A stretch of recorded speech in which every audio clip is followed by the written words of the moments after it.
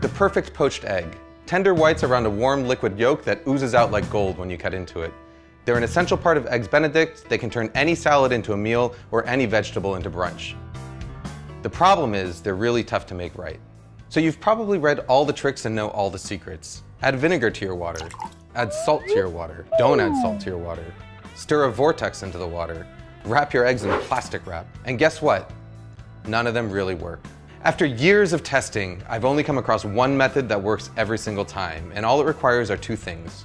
The first is a really fresh egg.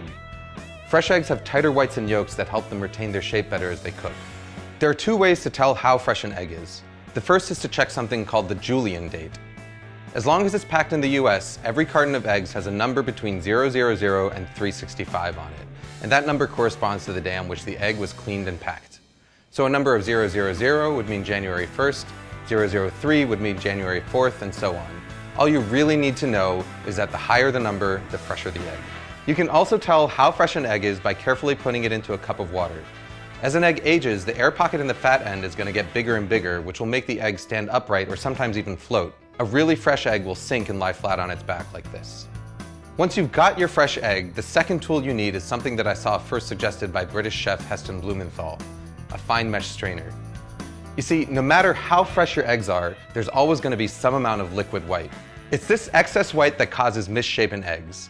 You know, those really ugly ones with the wispy white floaters that completely ruin your brunch. To get rid of them, we're going to transfer our eggs to a fine mesh strainer and gently swirl it around until all the excess white is drained away.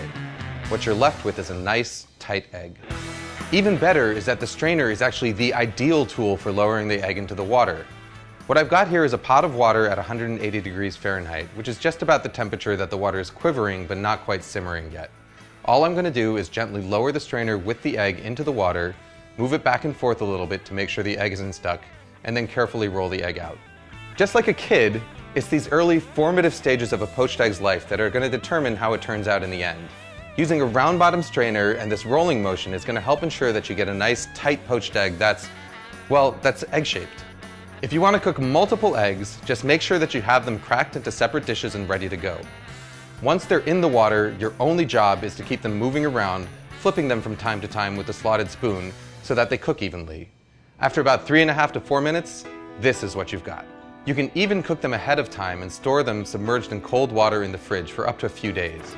To reheat them, just transfer them to a bowl of hot water for a few minutes just before serving. Food Lab signing out.